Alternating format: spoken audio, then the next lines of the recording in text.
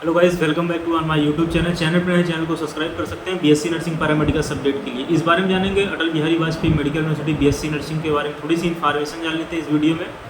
BSc nursing और paramedicals की दोनों इन्फॉर्मेशन हम जानेंगे। जो है वीडियो इंपॉर्टेंट हो जाती है अगर आप चैनल पर नए हैं तो। बीएससी नर्सिंग अदर स्टेट्स के स्टूडेंट्स के लिए काफ़ी इंपॉर्टेंट इन्फॉर्मेशन ये है कि दो क्राइटेरिया आपको फॉलो करना होगा किसी भी स्टेट में एडमिशन लेने के लिए। मान लीजिए अगर आप यूपी के कैंडिडेट हैं, आप RUHS का फॉर्म भर रहे हैं Rajasthan university of health science जो कि जयपुर में है। अगर उसका आप एप्लीकेशन फॉर्म फिल कर रहे हैं तो आपको वहाँ जाने के लिए दो क्राइटेरिया फॉलो करना पड़ेगा। पहला क्राइटेरिया है कि आपका निवास प्रमाण पत्र वहाँ का होना चाहिए, मतलब आप वहाँ के निवासी होने चाहिए। पहला क्राइटेरिया ये है, अगर आप ये फॉलो करते हैं तो आपको गवर्नमेंट कॉलेज मिल जाएगा। सेकंड क्राइटेरिया है या तो आप वहाँ से हाई स्कूल और इंटर उत्तीर्ण हो, मतलब 9th कहीं से भी किए हो, लेकिन आपका हाई स्कूल और इंटर जो है उस स्टेट से होना चाहिए जहाँ पे आप एडमिशन लेना चाहते हैं। मान लीजिए कोई स्टूडेंट दिल्ली का है, यूपी में एडमिशन लेना चाहता है, तो उसके लिए यही दो क्राइटेरिया फॉलो होंगे। चाहे जो स्टूडेंट यहाँ से गया हो, वहाँ से माइग्रेंट हो, चाहे जिस जगह से कोई भी स्टूडेंट किसी भी स्टेट में एडमिशन लेना चाहता हो, तो उसके लिए ही दो क्राइटेरिया फॉलो करने पड़ेंगे। आप यूपी के हैं फिर भी आपको दो क्राइटेरिया फॉलो करने पड़ेंगे। आपका निवास प्रमाण पत्र होना चाहिए, इसके बाद आप हाई स्कूल इंटर यहीं से उत्तीर्ण होने चाहिए, तभी आपका एडमिशन मिल पाएगा यूपी में। नहीं तो यूपी के कैंडिडेट को यूपी में भी एडमिशन नहीं मिलेगा अगर आप दो क्राइटेरिया को फॉलो नहीं करेंगे। पहली बात तो आपका निवास प्रमाण पत्र यहाँ का होना चाहिए। अगर निवास प्रमाण पत्र नहीं यूपी का है तो दूसरी क्राइटेरिया ये फॉलो करनी चाहिए, आपका हाई स्कूल इंटर जो है वो यूपी के किसी भी स्कूल से उत्तीर्ण हो। यूपी के चाहे वो CBSE हो, चाहे वो ICSE हो, चाहे यूपी बोर्ड हो, कोई भी बोर्ड हो, लेकिन वो यूपी से उत्तीर्ण होना चाहिए, वो कॉलेज यूपी में होना चाहिए। तो ये दो क्राइटेरिया है एडमिशन लेने के लिए यूपी में। इसके बाद जो आपकी कास्ट सर्टिफिकेट होगी, अगर जो स्टूडेंट OBC के होंगे, इसके बाद जो स्टूडेंट EWS के होंगे, जो आपकी सर्टिफिकेट होनी चाहिए, जो आपका जाति प्रमाण पत्र होना चाहिए, वो 1 अप्रैल, 2 अप्रैल, 3 अप्रैल यानी कि 1 अप्रैल के बिफोर 2024 के अंदर का होना चाहिए, तभी मान्य माना जाएगा। नहीं तो आपकी सर्टिफिकेट मान्य मानी जाएगी। जनरल से आपको सीट अलॉट होगी। जनरल से सीट अलॉट होने का मतलब है अगर आपकी रैंक उतने लेवल की होगी तभी आपको सीट मिलेगी, नहीं तो आपको जो है कैटेगरी से सीट नहीं मिलेगी। तो ये दूसरी पॉइंट रही। तीसरी पॉइंट ये है कि कोई निगेटिव मार्किंग हो नहीं रही है। 200 के 200 क्वेश्चन आ रहे हैं, इसलिए आप जो है 200 के 200 क्वेश्चन आराम से करके आइए। अगर आप ऑन एवरेज पढ़ने में फिर भी आपका सिलेक्शन हो जाएगा। आइए हम उस पॉइंट को डिस्कस कर लेते हैं। पहली बात, उसमें ऐसे ऑप्शन बनाए जाते हैं ABCD, आपको पता होगा 4 ऑप्शन होंगे। A ऑप्शन ऐसा होगा जो 50% होगा, B ऑप्शन होगा जो 50% होगा। अगर आप पढ़ने में थोड़ा सा भी ठीक ठाक हैं, A ऑप्शन को मार दीजिए। ऐसी बात नहीं आप जो है कुछ नहीं जानते होंगे, थोड़ा सा भी अगर आप जानते होंगे तो जो है आराम से आप जो है थोड़ा ठीक अच्छा स्कोर कर ले जाएंगे। 130-35 नंबर आ जाएंगे। अगर आपके 135 प्लस नंबर आ जा रहे हैं, 140 नंबर मिनिमम कट ऑफ जाएगा इस बार जो है, जहां तक उम्मीद है कि 140 नंबर तक कट ऑफ जाएगा। अगर आपके इतने नंबर चले आ रहे हैं तो आराम से आप जो है कैटेगरी से हैं सिलेक्शन हो जाएगा। अगर आप OBC सर्टिफिकेट लगा देंगे तो आराम से आपका सिलेक्शन हो जाएगा।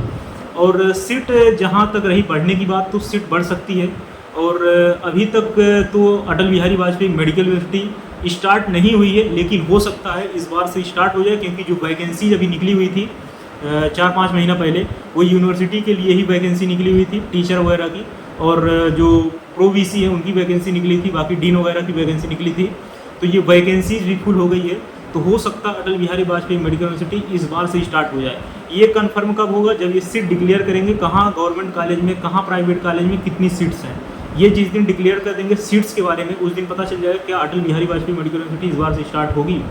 अगर Atal Bihari Vajpayee medical university start होगी तो KGMU UPMS जितने भी टॉप लेवल के कॉलेज हैं उनको छोड़ के आप एडमिशन अटल बिहारी वाजपेयी मेडिकल यूनिवर्सिटी में ही लेना।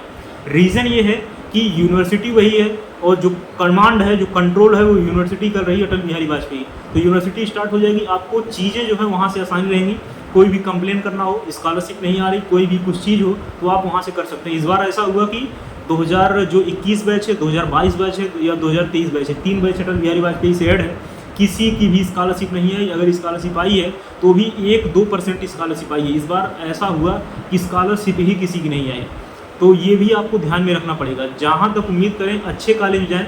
अगर आप लखनऊ में ही कॉलेज चले जा रहे हैं गवर्नमेंट कॉलेज में, तो ये भी आपके लिए बेहतर है, लेकिन प्रयास करें अगर अटल बिहारी वाजपेयी मेडिकल यूनिवर्सिटी इस बार से स्टार्ट हो जा रही है ABBM में, तो उसी में एडमिशन लें, पुराने कॉलेज को ना देखें। अगर अटल बिहारी एडमिशन इस बार नहीं लेती है तो नेक्स्ट ईयर से कंप्लीट जो है एडमिशन लेगी ही, क्योंकि यूनिवर्सिटी लगभग बनकर तैयार हो गई है, टीचर की वैकेंसी निकली है, तो ऐसे नहीं निकली है। तो एडमिशन आप जो है उस कॉलेज में लीजिए जहाँ पे हॉस्टल अवेलेबल है। ये भी चीज़ आपको ध्यान में रखना पड़ेगा, हॉस्टल की फैकल्टी कहाँ पे है कहाँ पे नहीं है, क्योंकि बहुत से कॉलेज ऐसे चल रहे हैं गवर्नमेंट के जहाँ पे हॉस्टल अभी अवेलेबल नहीं, हॉस्टल्स अभी बन रहे हैं। क्योंकि आपको पता होना चाहिए जो कॉलेज हैं वो MBBS के लिए बेसिकली कॉलेज थे, नर्सिंग वहाँ पे चलाया जा रहा है, क्योंकि आपको भी पता होगा कि वैकेंसीज वगैरह गवर्नमेंट जो है काफ़ी कम निकाल रही है, हालांकि वैकेंसी निकाल रही है लेकिन इससे कई गुना वैकेंसी निकालने की ज़्यादा ज़रूरत है नर्सिंग स्टाफ में के लिए जो है। तो जो है इन्हीं स्टूडेंट से काम करवाया जाता है, इनकी ड्यूटी जो है मजदूर के तौर पे हम कह सकते हैं लगाई जाती जो है, बिना पैसे वगैरह दिए हुए, कोई स्टाइपेंड नहीं मिलता, कोई जो है पैसे नहीं मिलता at the time of course जो है, तो फ्री में ये ड्यूटी कर लेते हैं। और क्लिनिकल भी इनसे कंप्लीट करवाया जाता है, क्लिनिकल हावर के नाम पे जो है काफ़ी ज़्यादा इनकी ड्यूटी लगती है। तो ये भी चीज़ें हैं जो है, तो ये भी आपको ध्यान में रखना पड़ेगा, हॉस्टल्स कहाँ अवेलेबल है कहाँ नहीं है, और किस कॉलेज में हॉस्टल है तो ट्रांसपोर्ट है कि नहीं है, क्योंकि बहुत से कॉलेज ऐसे हैं जो कि दूर बने हुए हैं और हॉस्टल उनसे दूर है, कॉलेज दूर है, कॉलेज का हॉस्पिटल दूर है। तो ये भी चीज़ आपको गवर्नमेंट हॉस्पिटल कॉलेज जो है और कहाँ फैकल्टी है कहाँ पे नहीं है, ये चीज़ें भी आपको ध्यान में रखनी पड़ेंगी। इसीलिए ज़्यादा प्रयास करें, जो आपके नंबर्स आएँ, जो अटल बिहारी वाजपेयी जो अभी एग्ज़ाम देंगे उसमें नंबर कम से कम 150 नंबर आए। अगर आपके पास 150 नंबर है 200 में से, आप अच्छे कॉलेज में आराम से एडमिशन ले लेंगे तो आराम से जो है आप 4 साल कंप्लीट तौर पे गुजार सकते हैं। नहीं तो काफ़ी ज़्यादा आपको दिक्कत का सामना करना पड़ेगा। अभी तो आपको लग रहा है कि एडमिशन को हो जाए, कैसे एडमिशन हो जाए, लेकिन जैसे ही आप कॉलेज में एंट्री करेंगे आपको दिक्कत का सामना करना स्टार्ट पड़ जाएगा ऐसे कॉलेज में अगर आप एडमिशन ले रहे हैं तो। इसलिए बेहतर है अभी थोड़ा सा टाइम हावर बढ़ा के अभी से ही पढ़ाई अपना स्टार्ट कर दें, जो है 2-1 घंटे बढ़ा के आराम से 150 नंबर तक स्कोर हो जाए, क्योंकि पेपर का लेवल वही रहने वाला है, पेपर का लेवल कोई चेंज नहीं रहेगा। एक अच्छी बात ये हो गई कि जो है इस बार बाई लैंग्वेज पेपर हो रहा है, हिंदी इंग्लिश दोनों पेपर हो रहा है, इसलिए आपको भी आसानी होगी। और जो यूपी बोर्ड के स्टूडेंट होंगे काफ़ी ज़्यादा इस बार जो है पार्टिसिपेट भी करेंगे, और प्रिपरेशन करने वाले भी स्टूडेंट पार्टिसिपेट करेंगे, जिनका पिछली साल सिलेक्शन नहीं हुआ था वो भी पार्टिसिपेट करेंगे। तो इस बात को भी आपको ध्यान में रखना है। कट ऑफ जो है ऑन एवरेज 140 जाएगा ही जाएगा, ये आप लिख कर ले लीजिए, अगर नए कॉलेजों की संख्या नहीं बढ़ती है तो। क्योंकि इस बार हो सकता है 3 से 4 मैक्सिमम जो है, उम्मीद है कि 5 कॉलेज ऐड हो जाएँ जहाँ पे MBBS स्टार्ट हो जाए, जैसे एटा वाला कॉलेज है, ऐसे और कॉलेज हैं जो है जो कि स्टार्ट हो जाएंगे इस बार। अगर इनमें BSc नर्सिंग स्टार्ट नहीं होती है तो मान चलिए कट ऑफ 140 ही जाएगा, और अगर BSc नर्सिंग इसमें स्टार्ट हो जाती है तो ऑन एवरेज 180-200 सीट बढ़ जाएगी। अगर 200 सीट भी बढ़ती है तो कट ऑफ लगभग 135-133 चला जाएगा OBC का, और सर्टिफिकेट लगा के।